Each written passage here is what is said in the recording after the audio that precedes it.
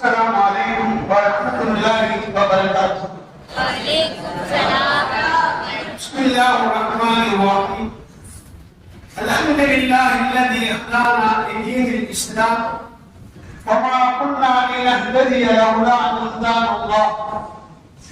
الصلاة والسلام على سيدنا محمد صلى الله عليه وسلم الذي أرسله بالحق بشيرا ونذيرا وداعيا إلى الله بإذنه وسراجا منيرا وعلى آله وأصحابه أجمعين. أما بعد فقد قال الله تعالى في القرآن العظيم: وأعوذ بالله من الشيطان الرجيم. يا أيها الذين آمنوا اركعوا واسجدوا واعبدوا ربكم وافعلوا الخير لعلكم تفلحون. قال نبينا صلى الله عليه وسلم: في كل رتب أجر، في كل كبد رتب أجر، أو كما قال عليه الصلاة والسلام. அன்புமிக்கவன் அருள்மிக்கவன் அல்லாஹ்வின் அருள் பெயரினால் ஆரம்பம் செய்கின்றேன். ஸலாத்தும் ஸலாமும் ஷஃபீஉல் முஜ்னிபீன் ஸல்லல்லாஹு அலைஹி வஸல்லம் அவர்கள் மீதும் அவர்களுடைய குடும்பத்தார்கள், சஹாபா பெருமக்கள், நல்லவர்கள், நம் அனைவர்கள் மீதும் உரைத்தாகுக. அன்புமிக்க அல்லாஹ்வின் நல்லடியார்களே, சங்கைக்குரிய சமுதாய பெருமக்கள், எல்லாம் வல்ல அல்லாஹ் மனித சமுதாயத்தை அவர்களுடைய வாழ்க்கையின் மேம்பாட்டிற்காக இறை சட்டங்களையும் அதற்கு விளக்கமாக இறை தூதர்களையும் உலகத்திற்கு அனுப்பி வழிகாட்டியிருக்கின்றார். மனித சமுதாயம் தங்களது வாழ்க்கையின் அனைத்து துறைகளிலும் வெற்றி பெற வேண்டும் என்பதற்குரிய வாழ்க்கை நெறிகளை தேன் திருமலை அல்லாஹ் தெளிவுபடுத்தியிருக்கின்றார். ஒரு மனிதனுடைய மகத்தான வெற்றி எதிரே இருக்கிறது என்பதற்கு அறிவு கலைஞர்களை அன்பி கிடைக்கின்ற அறிவு திருமலையில் அல்லாஹ் ஒரு வசனத்தை இவ்வாறு சொல்கிறான்: யா அய்யுஹல்லதீன ஆமனூ ர்கஉ வஸ்ஜுது வஅபுது ரப்பக்கும். ஓ ஈமான் கொண்டவர்களே, யா அய்யுஹல்லதீன ஆமனூ ர்கஉ, நீங்கள் ருக்கூ செய்யுங்கள், வஸ்ஜுது, நீங்கள் சுஜூத் செய்யுங்கள், வஅபுது ரப்பக்கும், உங்களுடைய ரப்பை நீங்கள் வணங்குங்கள், நல்ல காரியங்களை நீங்கள் செய்யுங்கள், லஅல்லக்கும் துஃப்லிஹூன், நிச்சயமாக நீங்கள் வெற்றி பெறுவீர்கள் என்று அல்லாஹ் சொல்கிறார். இந்த குர்ஆனுடைய வசனம், அதே இறைவன் நமக்கு போதித்து காட்டியிருக்கின்ற கருத்துக்களை நாம் சிந்திக்க வேண்டும். இந்த வசனத்தில் அல்லாஹ் இரண்டு விதமான பண்புகளை சொல்லி காட்டுகிறார். ஒரு முஸ்லிமிடத்தில் இருக்க வேண்டிய இரண்டு குணங்கள். ஒன்று, யா அய்யுஹல்லதீன ஆமனூ ர்கஉ வஸ்ஜுது வஅபுது ரப்பக்கும். இந்த ஆயத்தினுடைய கருத்து, நீங்கள் இறைவனை வணங்க வேண்டும். அடுத்து அல்லாஹ் சொல்கிறான், வஃபாலுல் கைர், நல்ல காரியங்களை செய்ய வேண்டும். ஒரு முஸ்லிம் என்பவன் அவரிடத்தில் இரண்டு பண்புகள் இருக்க வேண்டும். ஒன்று இறை வணக்கம், இன்னொன்று நல்ல செயல்கள். இறை வணக்கமும் நல்ல செயல்களும் எந்த மனிதனிடத்தில் இருக்கிறதோ அவன் லஅல்லக்கும் துஃப்லிஹூன், மகத்தான வெற்றியை பெற்றவர்களாக ஆக முடியும் என்று அல்லாஹ் சொல்லி காட்டுகிறார். இறை வணக்கம் என்பதை கொண்டு அடியார்களுக்கு செய்ய வேண்டிய கடமைகள் உண்டு, அல்லாஹ்வுக்கு செய்ய வேண்டிய கடமைகள் உண்டு.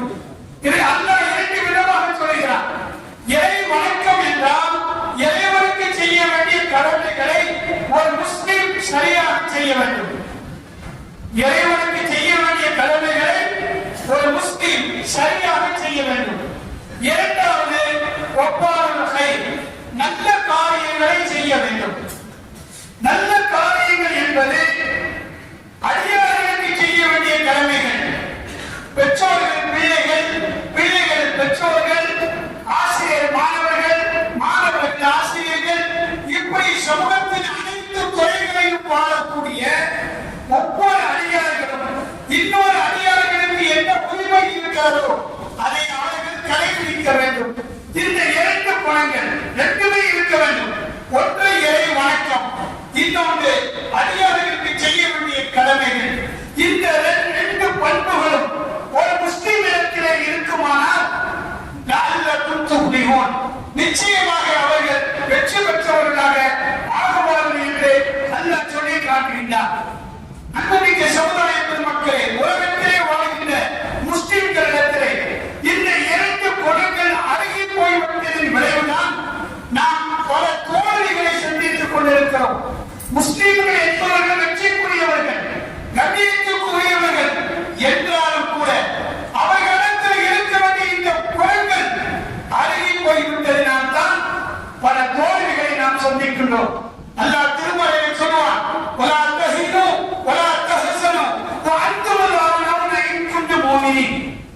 நீங்கள் பரிபூர்ணமான நோக்கினாக இருந்தால், இறைவனுக்கு செய்ய வேண்டிய கடமைகளை சரியாக செய்தால், அடியார்களுக்கு இறைவனுடைய படைப்பிடங்களுக்கு செய்ய வேண்டிய கடமைகளை நீங்கள் சரியாக செய்தால், நீங்கள் கவலைப்பட வேண்டாம், நீங்கள் செஞ்சலப்பட வேண்டாம்.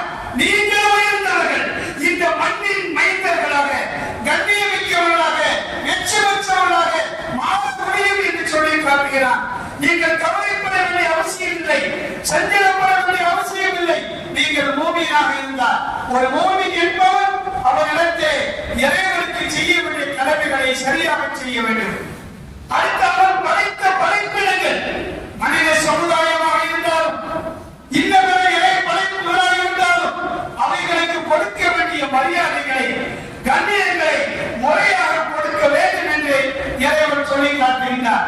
அன்புமிக்க சமுதாய பெருமக்களே, வரலாற்றிலே ஒரு நிகழ்வை நாம் பார்க்கிறோம். ஹஜ்ரத் உமர் இப்னு கத்தாப் ரலியல்லாஹு தஆலா அவருடைய ஆட்சி காலம், தக்வாவுடைய காலம், இறை அச்சத்தின் காலம், அரசர் நல்வழியில் இருந்ததினால் அவர் கீழ் வாழ்கின்ற குடிமக்களும் நல்லவர்களாகவே இருந்தார்கள். இறை வணக்கமும் நல்ல செயல்களும் அன்றைய கால மக்களிடத்திலே மிக அதிகமாக இருந்தது. அதனால் அவர்களின் வாழ்க்கையின் அனைத்து துறைகளும் வெற்றிமயமாகவே இருந்தது. ஹஜ்ரத் உமர் இப்னு கத்தாப் ரலியல்லாஹு தஆலா அவர்கள் மக்களை கண்காணிப்பதற்காக பகல் நேரத்திலே வீதிகளிலே வந்து கொண்டிருக்கிறார்கள். கடுமையான சுட்டெரிக்கிற வெயில், அந்த வெயிலிலே கலீஃபா அவர்கள் வந்து கொண்டிருக்கிறார்கள். அப்படி வந்து கொண்டிருக்கிற நேரத்திலே மதீனாவிலே ஒரு வயது முதிர்ந்த சஹாபி, ஒரு வயது முதிர்ந்தவர்கள் கையிலே கப்பை ஊதிக்கொண்டு மருத்துவத்துக்காக மருத்துவமனையை தேடி வருகின்றார்கள். அப்படி வந்து மருத்துவ ஸ்டோரிலே மருந்தை வாங்கிக் கொண்டு திரும்பி வருகிறார்கள். கலீஃபா உமர் இப்னு கத்தாப் பார்க்கிறார்கள். அந்த கடுமையான வெயிலிலே அந்த வயது முதிர்ந்த முதியவர் கப்பை ஊதி வருகிற நேரத்திலே அந்த வெயிலின் கடுமை தாங்க முடியாமல் திடீரென மயக்கம் அடைந்து விழுந்து விடுகின்றார். இதை பார்த்த கலீஃபா அவர்கள் ஓடோடி வந்து அவரை தூக்கி அவருக்கு தண்ணீர் தெளித்து அவரிடத்தில் அமர வைத்து அவரிடத்தில் கேட்கிறார்கள், பெரியவர்களே, இந்த கடுமையான வெயிலே, சுட்டெரிக்கிற இந்த வெயிலே நீங்கள் ஏன் கரைந்து வந்து உங்களுக்கு வேண்டிய பொருளை வாங்கி செல்கின்றீர்கள்? உங்களுக்கு பிள்ளைகள் இல்லையா? அவர்களை சொன்னால் அவர்கள் வாங்கி வருவார்களே என்று கேட்ட பொழுது ஹஜ்ரத் உமர் இப்னு கத்தாப் அவர்கள் இந்த கேள்வி கேட்ட நேரத்தில் அந்த பெரியவர் கலீஃபாவை பார்க்கிறார். அந்த பெரியவரின் கண்களிலே கண்ணீர் வடிகிறது. யா அமீருல் முஃமினீன் அவர்களே, எனக்கு ஒரு மகன் உண்டு, அவருடைய பேர் திலால். அவர்தான் எனக்கு எல்லாம். என் மனைவி சமீபத்தில் இறந்து போய்விட்டார். என் மகன், அவன் ஒரே மகன், அவன்தான் என்னை கவனிப்பான். எனது சுய தேவைகளை அனைத்தையும் அவன் நிறைவேற்றுவான். அவன் எனக்கு ஒட்டகத்திலே பால் கறந்து தருவான். அந்த பாலை நான் பருகுவேன். அது எனக்கு உடல் உத்வேகத்தையும் ஆரோக்கியத்தையும் கொடுக்கும். அவன் தருகின்ற ஒவ்வொரு உணவும், ஒவ்வொரு பாலமும், அவன் தருகின்ற விதம் என் வாழ்க்கையிலே ஒரு மகிழ்ச்சியை கொடுக்கக்கூடியதாக இருக்கும் என்று சொன்ன பொழுது ஹஜ்ரத் உமர் இப்னு கத்தாப் எடை வைத்து கேட்கிறார்கள், பெரியவரே, அப்படியானால் இப்போது சிலாகித்து உங்கள் மகனை பற்றி சொல்கின்றீர்களே, அந்த மகன் ஏன் இன்று உங்களுக்கு கடைக்கு சென்று மருந்து வாங்கி வரவில்லை என்று கேட்கின்ற போது அந்த பெரியவர் கண்ணீரோடு சொன்னார், கலீஃபா அவர்களே, சமீபத்திலே எனது மகனை நீங்கள் போருக்காக அழைத்திருக்கின்றீர்கள். பல ராணுவ வீரர்கள் போருக்கு செல்லக்கூடியவர்களை ஒரே வைத்து அனுப்புவது உண்டு. அந்த அடிப்படையிலே என் மகனுக்கு நீங்கள் ஒரு வாய்ப்பை கொடுத்து அவர் இந்த போருக்கு செல்ல வேண்டும் என்று அவரை நீங்கள் அனுப்பிவிட்டீர்கள். நானும் அனுபவந்து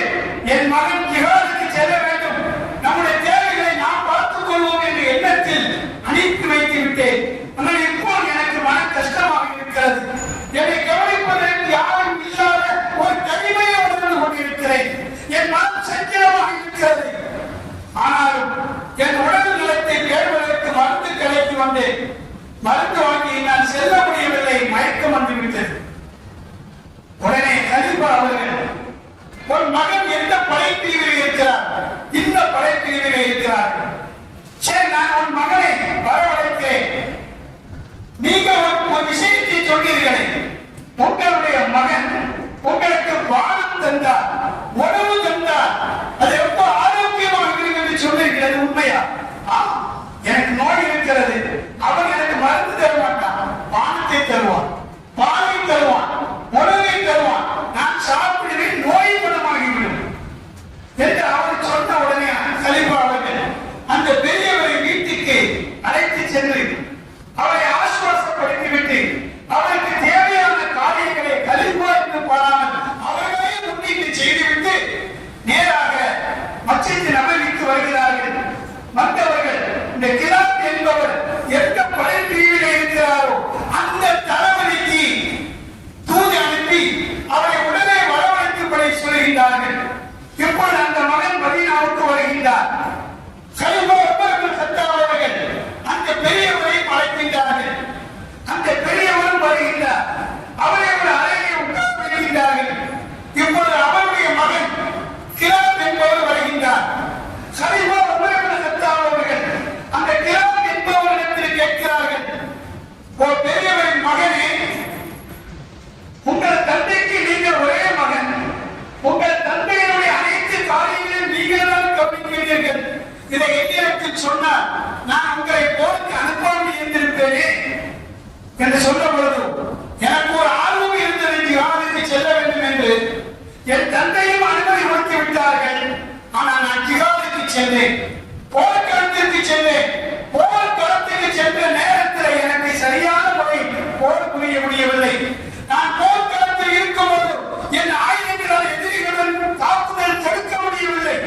என் சிந்தனை எல்லாம், என் உள்ளமெல்லாம் என் தந்தையின் நிலை என்ன ஆகிவிட்டதோ, அவர்கள் வயது முதிர்ந்தவர்கள், அவர்களை கவனிப்பவர்கள் யாருமே இல்லையே, நான் அவரை விட்டு விட்டு வந்து விட்டேனே, அவர் தனிமையில இருப்பாரே, அவரை யாரு கவனிப்பா, அவருக்கு என்ன ஆகிவிட்டது, உடல்நலம் எப்படி தெரியவில்லையே என்ற சிந்தனை தான் எனக்கு இருந்தது.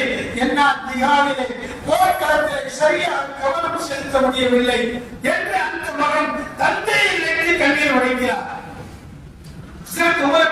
கேட்டார்கள், உன்னுடைய தந்தைக்கு நீ பால் கொடுப்பாய் அல்லவா, அதை எப்படி நீ கொடுப்பாய் என்பதை எனக்கு நீ செய்து காட்டலாமா?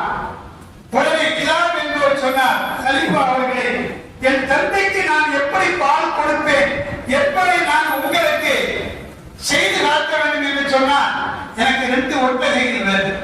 ஒன்று தாய் ஒட்டகை வேணும், இன்னொரு குட்டி ஒட்டகை வேணும். இந்த 2 ஒட்டகையை நீங்கள் கொண்டு வாருங்கள்.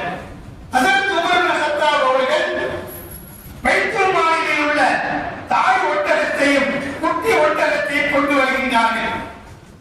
ஹஜ்ரத் கிலாப் என்பவர் ஒட்டகம் வந்தவுடனே ஒரு பாத்திரத்தில் தண்ணீர் கேட்கிறார்கள். தண்ணீர் நிலவில் பாத்திரம் வருகிறது. அந்த தண்ணீரை கொண்டு தாய் ஒட்டகத்தின் நடுவே அவர்கள் சுத்தம் பண்ணுகிறார்கள். நன்கு சுத்தம் பண்ணி முடித்த பிறகு இப்போது அவர்கள் பால் திறக்கவில்லை.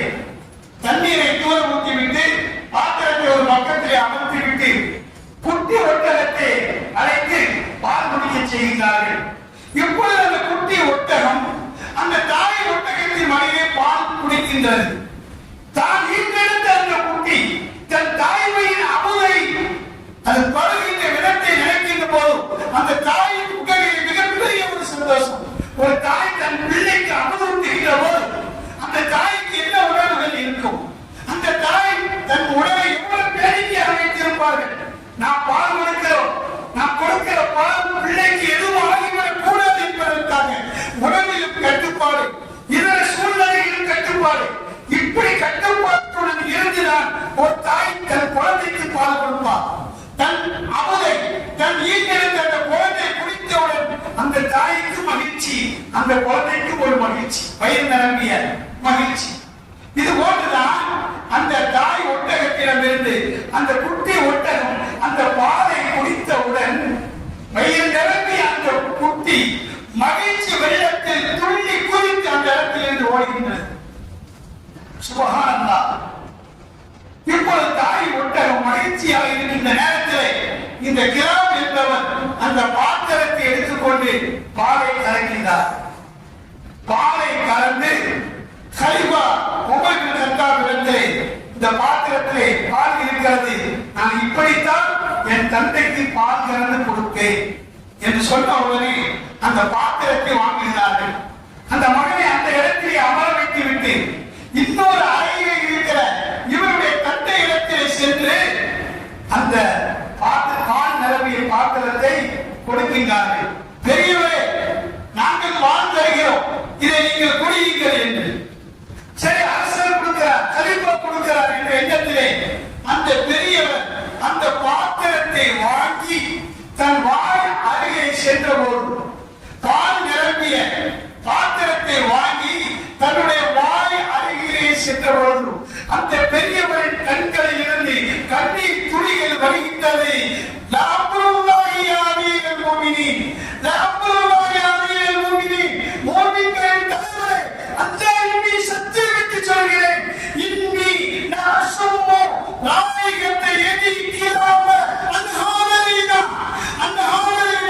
இந்த பாத்திரத்தை என் தலைமை மகன், என் பாச மகன், மிகுந்த மகன் கிலாவுடைய கரம் படைத்த கரம் கொட்ட இந்த ஆடையை நான் நுகர்கிறேன். இந்த பாத்திரத்தை என் மகனின் கரம் படிந்த வாழையை நுகர்கிறேன், கைப்பிடித்த வாழையை நுகர்கிறேன். அப்படியானால் ஐந்து கிலோ என் மகன் எங்கே? எப்படி என் மகன் கிலோ எங்கே? இங்கே தான் இருக்க வேண்டும் என்று அவர் பதறுகிறார். இதை பார்த்த உமர் பின் கத்தாப் அவர்கள் ஆச்சரியப்படுகிறார், அதிசயிக்கின்றார். என்ன நடக்கிறது இங்க? பாத்திரத்தை பார்த்தவனே என் மகன் தான் கறந்து கொடுத்திருக்காங்க எப்படி சொன்னார்? அந்த உணர்வு எப்படி இருந்தது? அன்புக்கும் பாசத்துக்கும் ஒரு உணர்வு இருக்கிறது. இதை விரிவாக சொல்லலாம், இங்கே சொல்ல வேண்டிய நேரங்களை நாம் விளக்கிக் கொள்ள வேண்டும். அன்புடன், பாசத்துடன், உள்ள அன்புடன், நல்ல எண்ணத்துடன் ஒரு காரியத்தை செய்கின்ற போது அந்த இருவருக்கு மத்தியில் ஒரு உணர்வு இருக்கும், அதனுடைய நுகர்வுகளை இருக்கும். கலிபா ஆச்சரியப்பட்டு உடனே பொருங்கள் என சொல்லி மகனை அழைக்கின்றார்கள். கிலாம் அங்கே வருகிறார். மகன் தந்தையை பார்க்கிறார், தந்தை மகனை பார்க்கிறார்கள். இரண்டு பேரும் கட்டி பிடித்து அழைகின்றார்கள். பல நாட்களாக பிரிந்திருந்த அந்த பிரிவினுடைய அந்த தாக்கம் அவர்களுக்கு ஏற்பட்டிருக்கிறது. இரண்டு பேரும் முசாபா செய்து கட்டி அழைகின்ற அந்த காட்சி, இதை பார்த்த கலிபா உமர் பின் கத்தாப் அவர்களும் அழுகிறார்கள். சொன்னார்கள், ஒரு தந்தை தன் மகனின் மீதும் ஒரு மகன் தன் தந்தையின் மீதும் காட்டுகிற அன்பு, தந்தைக்கு செய்ய வேண்டிய கடமைகளை ஒரு மகன் செய்கிறானே, இதுதானே இஸ்லாம், இதுதானே இஸ்லாம். இவன் போர்க்களத்துக்கு சென்று எதிரிகளிடத்தில் போராடி வெற்றி வாகை சூடி அல்லது தனது உயிரை மாய்த்து இவன் ஷஹீதாகுவதை விட, அந்த சிறப்புகளை விட தன்னை பெற்றெடுத்த தந்தையை கவனித்து அவரை மகிழ்ச்சியை செய்கின்ற ஒரு மகள் இருக்கிறானே, அவன்தான் இஸ்லாத்தின் மேன்மையானவன். அதற்கு உமர் பின் கத்தாப் சம்பவத்தின் வெற்றி காட்டுகிறார்கள். பிறகு கேட்டார்கள், கிலாம் அவர்களே, எப்படி உங்களுக்கு இந்த உணர்வு ஏற்பட்டது? இப்படி தாய் ஒட்டகத்தின் பாலை குட்டியை குடிக்க சொல்லிவிட்டு பின்பு கலக்கிறார்கள். அவர் சொன்னார், அவர்கள் நபிகள் நாயகம் ஸல்லல்லாஹு அலைஹி வஸல்லம் சொன்னார்கள், ஒவ்வொரு உயிருள்ள பிராணிகளிடத்திலையும் நீங்கள் கருணை காட்டுங்கள், அதற்கு உங்களுக்கு கூலி இருக்கிறது. இஹ்சான் என்பது மனிதனிடத்தில் மட்டுமல்ல, இறைவனுடைய படைப்பினங்கள் அனைத்திலையும் நீங்கள் அன்புடன் நடந்து கொண்டால் அதிலும் அல்லாஹ் கூலியை வைத்திருக்கிறான். நான் இதை குட்டி ஒட்டகம் தாய் ஒட்டகத்தின் பாலை குடிக்கின்ற போது அந்த குட்டி மகிழ்ச்சி அடைகிறது, தாயும் மகிழ்ச்சி அடைகிறது. மகிழ்ச்சியான தாய் ஒட்டகத்திலிருந்து பாலை கறந்து குடித்தால் உடலில் ஏற்படுத்தி வந்திருக்கிற அத்தனை நோய்களும் நீங்கிவிடும் என்பதை நான் உணர்ந்து இந்த அடிப்படையில் நான் என் தந்தைக்கு பாலை கொடுப்பேன். இப்படித்தான் ஒவ்வொன்றையும் நான் செய்து வருவேன் என்று அந்த மகன் சொன்னார் என்றால், சமுதாய பெருமக்களை இன்று பெற்றோர்கள் பிள்ளைகளின் உறவுகளை சிந்தித்து பாருங்கள். ஒரு மகனிடத்தில் ஒரு தந்தை ஒரு சாயா வாங்கி நீங்க குடிக்க முடியாது. தன் மனைவியிடத்திலே ஒருவன் ஒரு உணவை வாங்கி சாப்பிட முடியவில்லை, ஒரு பயம். இன்னைக்கு நம்ம பார்க்கிறோம் பல பிரச்சனைகள் நடந்து கொண்டிருக்கிறது. ஏன் காரணம் என்ன?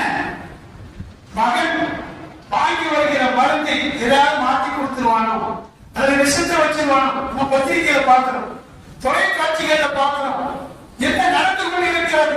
காதலுக்காக பெற்றோர்களை கொலை செய்கின்ற சூழ்நிலை பார்க்கிறோம், பிள்ளைகளை கொலை செய்கின்ற சூழ்நிலையை பார்க்கிறோம். பாவங்களுக்காக பெற்ற பிள்ளைகளை இறக்கவின்றி அடக்கத்திறமல் ஒன்று குவிக்கின்ற சூழ்நிலை நாம் பத்திரிகையை பார்த்துதான் இருக்கின்றோம். நல்ல காரணங்கள் பிள்ளை இளையவனாக இருக்கிறது என்பதற்காக அந்த பிள்ளையை துடிதுடிக்கவும் கொலை செய்கின்றார்கள் என்றால் இன்று மனிதனுடைய உள்ளங்களில் ஈரம் இருக்கிறதா நாம் சந்தேகப்பட வேண்டும், சந்தேகப்பட வேண்டிய சூழ்நிலை. ஆனால் இஸ்லாம் மனிதர்கள் மீது மட்டுமல்ல, உங்களுக்கு படைக்கப்பட்ட அந்த படைப்பினங்களின் மீதும் நீங்கள் கருணை காட்டுங்கள், நீங்கள் இலக்கம் காட்டுங்கள், சொர்க்கத்துக்கு செல்வீர்கள். அதன் மீது நீங்கள் கடினமாக நடந்து கொண்டால் நரகத்துக்கு செல்வீர்கள் என்று இஸ்லாம் எச்சரிக்கின்றது. அன்புமிக்க சமுதாய பெருமக்களே, அல்லாஹ் இந்த வசனத்தின் மூலம் ஒருவன் இறைவனுக்கு செய்ய வேண்டிய கடமைகளையும் சரியாக செய்தார். அந்த வணக்கத்தின் வெளிப்பாடாக இறைவன் படைத்திருக்கிற மனித சமுதாயம் மட்டுமல்ல, இன்ன படைப்பினைகளின் மீதும் அவன் நல்ல விதத்தில் நடந்து கொண்டால் அவன் வாழ்க்கை வெற்றிக்குரிய வாழ்க்கையாக, சிறப்புக்குரிய வாழ்க்கையாக அமையும் என்பதை மாற்றிக் கருத்தில்லை. நான் உங்களுக்கு மத்தியிலே ஓதி காண்பித்த அந்த ஆயத்தினுடைய 2 கருத்துக்கள், இறைவனுக்கு செய்ய வேண்டிய கடமைகள் ஒரு மூமினிடத்தில் சரியாக இருக்க வேண்டும், இறைவனுடைய படைப்புகளுக்கு செய்ய வேண்டிய கடமைகள் உரிமைகள் சரியாக இருக்க வேண்டும். இப்படி சரியாக இருந்தால் நீங்கள் கவலைப்பட வேண்டாம், நீங்கள் சந்தேகப்பட வேண்டாம். நீங்கள் உயர்ந்தவர்கள், நீங்கள் வெற்றியாளர்கள். அல்லாஹ் உங்களை நேசிப்பான். பலவிதமான ஆயத்துக்கள் வருவதை நாம் பார்க்கிறோம். அதற்கு இருப்புந்த முஃமினீன், நீங்கள் உண்மையான முஃமினாக இருக்க வேண்டும். இந்த 2 பண்புகளை கடைபிடித்தால் நிச்சயமாக அல்லாஹ்வுடைய உதவி நமக்கு கிடைக்கும். ஒரு மனிதன் எப்படி வாழ வேண்டும் என்பதற்குரிய வாழ்க்கை நெறியைத்தான் இஸ்லாம் நமக்கு போதித்திருக்கிறது. இந்த அடிப்படையில் நம்முடைய வாழ்க்கையை நாம் அமைத்துக் கொள்ள வேண்டும். எல்லாம் அல்லாஹ் நம்ம அனைவர்களுக்கும் அப்படிப்பட்ட நல்வாக்கியமான இறை வாழ்க்கையை பின்பற்றி வாழ்கின்ற வாழ்க்கை நெறிமுறைகளை தந்து அருள் செய்வானாக என்னை நல்ல நேரத்தில் கேட்டுக்கொண்டு அன்புமிக்க சமுதாய பெருமக்களே, இன்ஷா அல்லாஹ் இன்று சாயந்தரம் அசர் தொழுகைக்கு பின்னால் புத்தக வெளியீட்டு விழா இருக்கின்றது. அந்த நூலை வெளியிடுவதற்காக சிங்கப்பூரில் இருந்து சிங்கப்பூர் கலைஞர் முஸ்லிம் லீக் மேனாள் பொதுச் செயலாளர், சிறந்த சமுதாய சிந்தனையாளர் சங்கைக்குரிய மசூத் அண்ணன் அவர்கள் இங்கே வருகை தந்திருக்கின்றார்கள். அவர்களுடன் ஜலாலுத்தீன் அண்ணன் அவர்களும் வருகை தந்திருக்கிறார்கள். இந்த 2 நபர்களும் சிங்கப்பூரில் இருந்தாலும் கூட அவர்களுடைய பிறப்பு என்பது இந்த கலைஞர்கள் சுற்றி இருக்கிறது. மண்ணின் மைந்தர்கள் இந்த மண்ணுக்கு பெருமை சேர்க்கின்ற விதத்திலே சிங்கப்பூரில் அவருடைய காரியங்கள் நடந்து கொண்டிருக்கிறது. அங்கே அவர்கள் தங்களது உழைப்பின் மூலம், தங்களுடைய சேவையின் மூலம் அவர்கள் இந்த மண்ணுக்கு பெருமையை சேர்த்துக் கொண்டிருக்கிறார்கள். இந்த மண்ணுக்கு உதவியும் செய்து கொண்டிருக்கிறார்கள். சங்கைக்குரிய நம்முடைய மசூத் அண்ணன் அவர்கள் நாங்கள் சிங்கப்பூருக்கு சென்றால் எங்களை அவர்கள் கண்ணியமான முறையில் வரவேற்பார்கள்.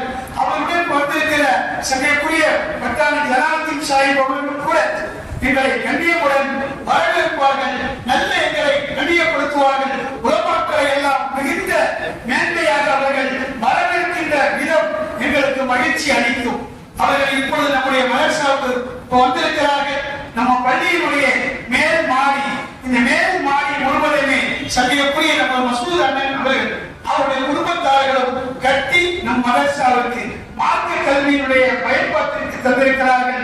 நாம் மேலே உட்கார்ந்து ஓடுகிறோம், ஜும்மாவை தொழுகை நடக்கின்றது. இந்த நன்றிகள் எல்லாம் அவர்களுக்கும் ஒரு குடும்பத்தார்களும் சென்று கொண்டிருக்கும். சமீபத்தும் ஜாரியாவாக செய்து கொண்டிருக்கிறார்கள். அது மட்டுமல்ல, ஒவ்வொரு ஆண்டுகளும் நம்முடைய மதரசாவுக்கு அவர்கள் உதவி செய்து கொண்டிருக்கிறார்கள். இப்படி மார்க்கத்திற்காக உதவி செய்கின்ற மார்க்கத்தின் உயிரோட்டமான இது சங்கைக்குரிய பெரியவர்கள் ஒரு சாயந்தரம் நடக்கிற நூல் வெளியீட்டு விழாவுக்காக வருகை தந்திருக்கிறார்கள். இப்பொழுது நம்முடைய ஜும்மாவுடைய தினத்தில் அவர்கள் இங்கே வருகை இருக்கிறார்கள்.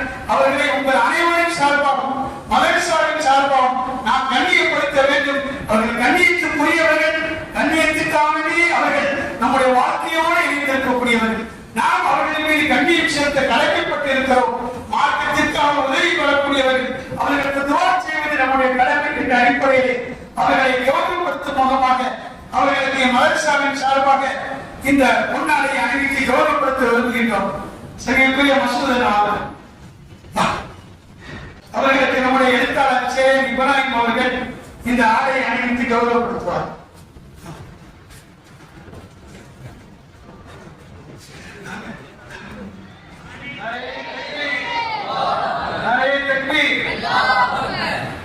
அடுத்து நம்முடைய மதரசாவுக்கும் அவர்களுடன் இருந்து உதவி செய்து நமக்கெல்லாம் மகிழ்ச்சி அளித்துக் கொண்டிருக்கின்றனர் பட்டாணி ஜலாலுத்தீன் சாஹிப் அவர்களையும் கௌரவப்படுத்துகிறார்.